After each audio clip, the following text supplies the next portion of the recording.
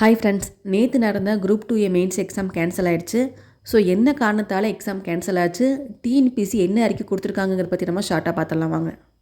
தொழில்நுட்ப கோளாறு காரணமாக சென்னையில் வந்துட்டு 3 எக்ஸாம் சென்டரில் கரெக்டாக எக்ஸாம் நடக்கலை. நமக்கு தெரிஞ்சிருக்கும், சென்னை அரும்பாக்கத்தில் 300 பேர் போக வேண்டிய இடத்துல 800 பேர் பக்கம் ஆஸ்பிரண்ட்ஸ் அங்கே போயிருக்கிறாங்க. எல்லாத்துக்கும் வந்துட்டு சேம் சென்டர் வந்துட்டு ஹால் டிக்கெட்டில் போட்டு வந்திருக்கு. பட் நமக்கு அங்கே எக்ஸாம் எழுத வேண்டிய ஆள் வந்து 300 பேர் தான். மற்ற மாணவர் என்ன பண்ணிட்டாங்க, ரோட்டில் உட்காந்து போராட்டம் பண்ண ஆரம்பிச்சிட்டாங்க.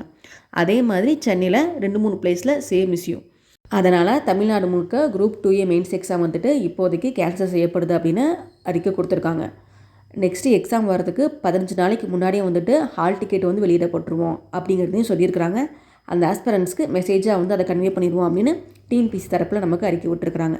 இது டிஎன்பிசி சொன்ன பதில்.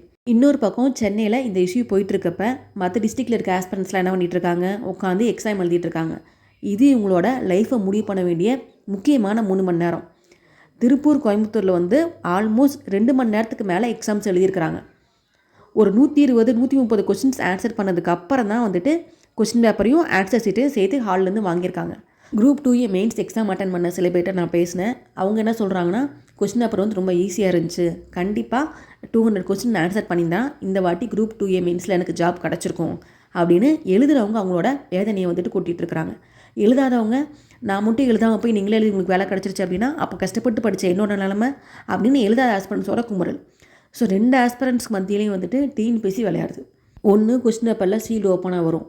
மெயின்ஸ் எக்ஸாம் வந்தால் நம்பர் மாறி மாறி வரும். ஒரு மணி நேரம் கழித்து அவங்க பேப்பர் உங்களுக்கு மாற்றி கொடுத்து இப்படி குளறுபடி பண்ணுவாங்க. எல்லாமே கரெக்டாக இருந்துச்சு அப்படின்னா பல ஆஸ்பிரண்ட்ஸ்க்கு வந்துட்டு எக்ஸாம் ஹாலில் நம்பரே இருக்காது. ஸோ இந்த மாதிரி ஒவ்வொரு வருஷமும் டிஎன்பிசி வந்து ஒவ்வொன்றும் பண்ணிக்கிட்டே தான் இருக்குது. தெரியாமல் ஒரு தப்பு நடக்குது அப்படின்னா முதல் வாட்டி நடந்தால் அக்செப்ட் பண்ணிக்கலாம். திரும்ப திரும்ப குரூப் 4க்கு, குரூப் 2க்கு எல்லா எக்ஸாமுக்கு திரும்ப ரிப்பீட் பண்ணிக்கிட்டே இருந்தால் இது தெரியாமல் நடக்கிற தவறு மாதிரி தெரியல.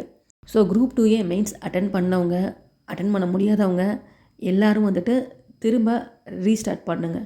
மனசு நொந்து போய் நீங்கள் யாருமே வந்துட்டு நெக்ஸ்ட் அட்டம்ப்ட்டு ட்ரை பண்ணாமல் போயிடாதீங்க. ஏன்னா நமக்கு வந்துட்டு ரொம்ப ரொம்ப முக்கியம் இந்த ஆப்பர்ச்சுனிட்டி.